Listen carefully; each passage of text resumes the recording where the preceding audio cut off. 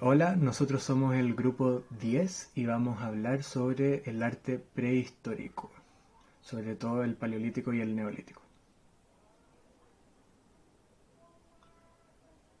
A modo de introducción, nos interesaría describir primero que nada qué es la prehistoria.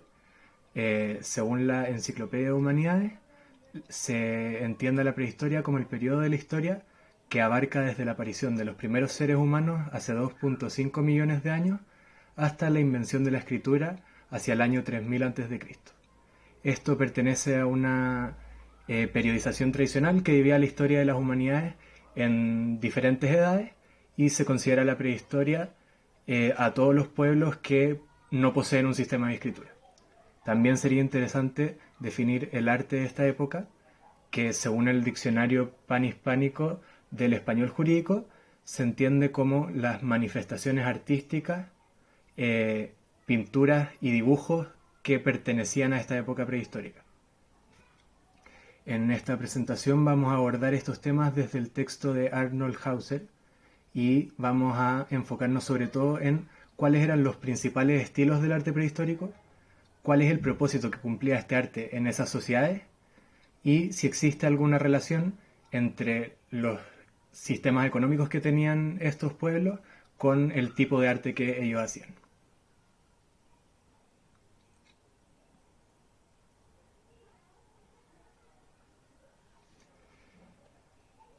Eh, entonces ahora vamos a empezar a hablar del Paleolítico. En el Paleolítico el arte estaba caracterizado por un naturalismo. Esto se refiere a lo que dice esta cita de acá, del texto, que dice que las características más particulares de los dibujos naturalistas del Paleolítico es que ofrecen la impresión visual de una manera tan directa y tan pura, tan libre de añadidos o restricciones intelectuales.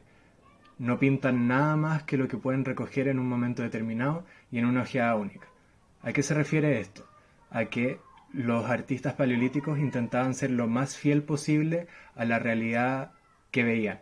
No pintaban nada que como de la imaginación o no se salían por ningún momento del canon de qué era la realidad. Pintaban lo más fiel a la realidad y esto era por una razón específica, que es que usaban este tipo de arte como un método de magia. Pero ¿por qué los artistas paleolíticos querían usar magia? ¿Cuál era la función de esta pintura? ¿Por qué las hacían?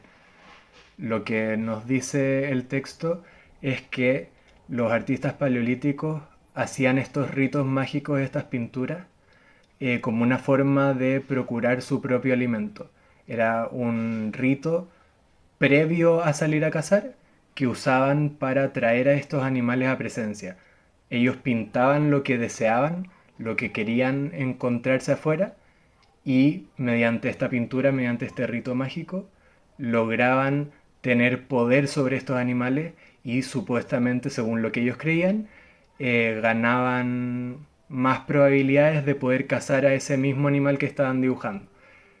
Pero para que funcionase realmente, la pintura tenía que ser lo más cercana a la realidad. Entonces ellos fueron desarrollando este estilo en el que todo lo que pintaban tenía que ser lo más fiel posible a la realidad, de forma que el rito mágico les funcionase y cuando saliesen a cazar pudiesen encontrar el animal que estaban intentando buscar. Este no era un arte simbólico, sino que se enfocaba en lo real, en lo que había afuera y en lo que querían encontrar.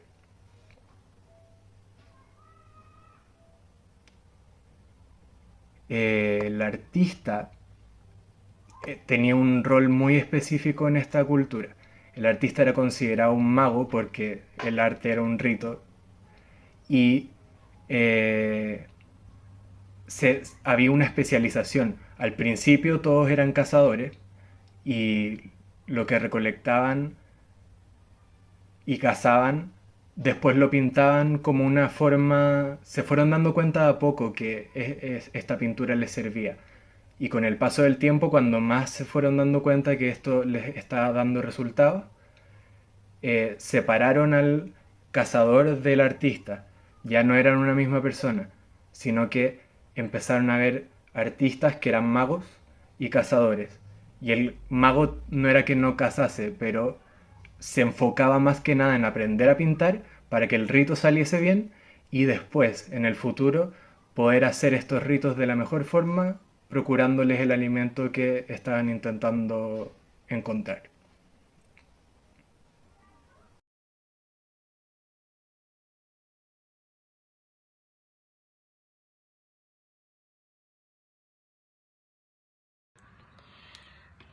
Cambios económicos. Durante el Paleolítico, el ser humano vivía de la naturaleza y de lo que ésta le podía ofrecer. Era nómade, cazador y recolector. Dependía del azar y del entorno para sobrevivir. Esto llevó a una economía parasitaria. Sin embargo, con el paso del tiempo, en el Neolítico ocurre una revolución trascendental y con esto un cambio significativo. El ser humano empieza a producir su propio alimento. ¿Cómo se hace este cambio? Aparece la agricultura y la ganadería convirtiéndose en una economía conservadora. Esto también significa que ya no se depende tanto de la suerte, sino de la planificación y el trabajo organizado. Este cambio económico tiene consecuencias profundas en el desarrollo del ser humano, ya que se desarrolla el sedentarismo, es decir, comienza a establecerse y a dejar de moverse de un lado a otro. Surgen las primeras aldeas y comunidades organizadas. Comienza la diferenciación social. Esto quiere decir que aparecen clases sociales, los oficios y una distribución del trabajo. También el hombre empieza a prever, almacenar, calcular y gestionar recursos.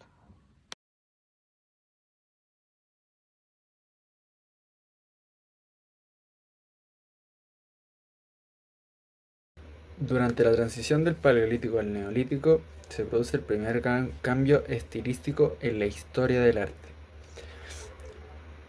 En el Neolítico, el arte se fusionó con las tareas cotidianas. Ya no era una práctica profesional o mágica, sino algo más integrado a la vida diaria. Este cambio se debió en gran parte a la aparición de la agricultura y la ganadería, que trajeron más tiempo libre, lo que permitió desarrollar un arte más simple y rural. Todo esto gracias a los mayor tiempos de ocio. Con el tiempo, este arte fue adoptado especialmente por mujeres de clases dominantes, marcando el inicio de una diferenciación en quién producía arte y con qué propósito.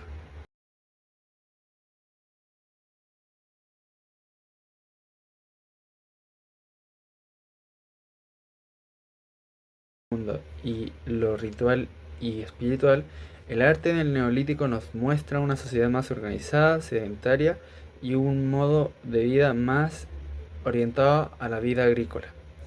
Aquí también se empieza a implementar el arte geométrico y simbólico. A través del arte podemos ver los cambios económicos y sociales que afectaron también la cultura. Empieza a usarse en objetos más cotidianos, sean vasijas, tejidos o herramientas, y también se convierte en una forma de transmitir tradición, de decorar el entorno y también expresar la identidad de ciertos grupos. Como dije, acá se empezó a hacer más el arte geométrico. Este usado más en un fin decorativo.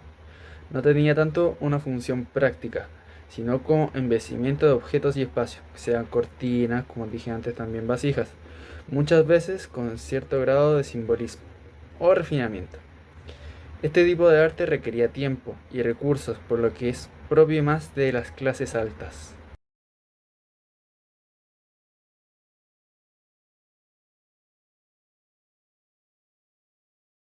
A medida que la sociedad agrícola se complejizó, comienza a aparecer una diferenciación de las clases, y con ella una nueva forma de entender la producción artística. Las mujeres, a las cuales se les asociaba la geometría gracias a su esencia, empiezan a encargarse de las labores artísticas, especialmente textiles y decorativas. Estas más se denota en las clases dominantes. Se enfocaban más en el arte profano, que se concentraba en cometidos decorativos y artesanías. Repito, vasijas, por ejemplo.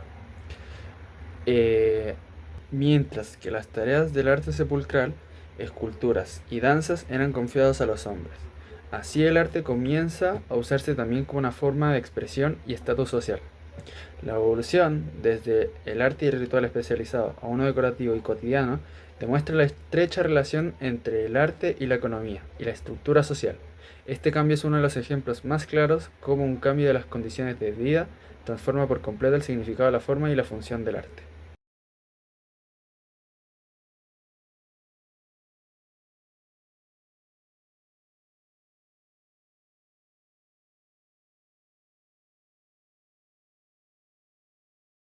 Bueno, como grupo llegamos a la conclusión y queremos destacar que del paso del Paleolítico al Neolítico se llevó a cabo un cambio significativo, generando que así el rol del arte y la estructura social estén estrechamente relacionados.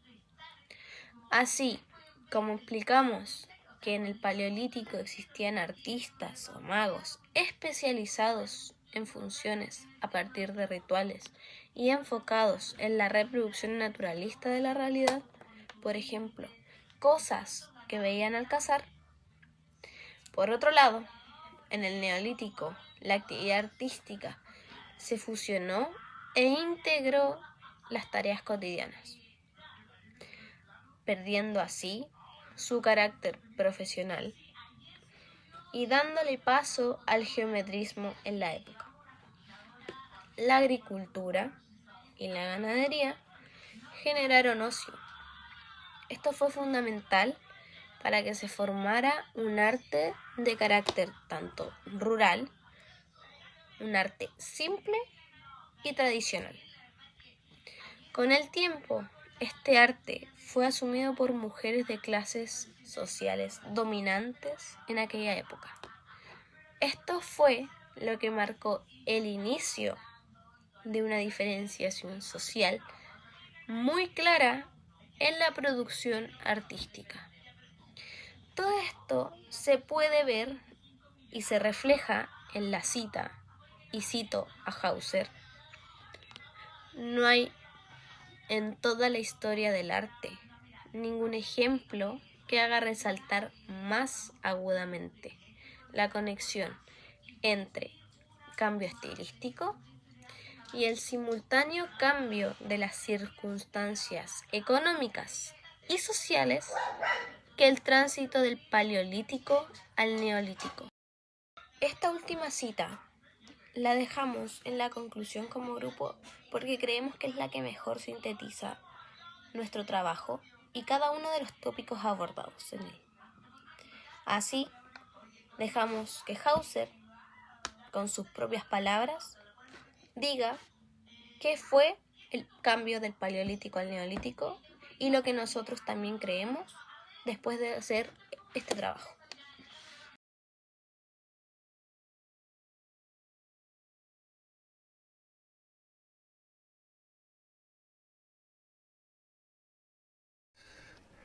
Eh, a modo de resumen hicimos este esquema que nos muestra como todo lo que ya acabamos de decir. Nosotros abordamos el arte prehistórico y nos enfocamos en estos tres temas principales: la tendencia naturalista, que es la que se ve en el Paleolítico, como el cambio económico que hay entre el Paleolítico y el Neolítico también está acompañado de un cambio estilístico, y cómo este cambio estilístico se traduce en el Neolítico, una intención más ornamental o geométrica que naturalista, como la que pudimos ver en los inicios del arte. Eso.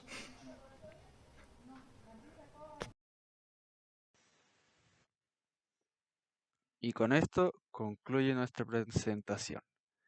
En pantalla se pueden ver las referencias bibliográficas que fueron utilizadas para crear esta presentación, usando principalmente el libro de Hauser. Muchas gracias por su atención.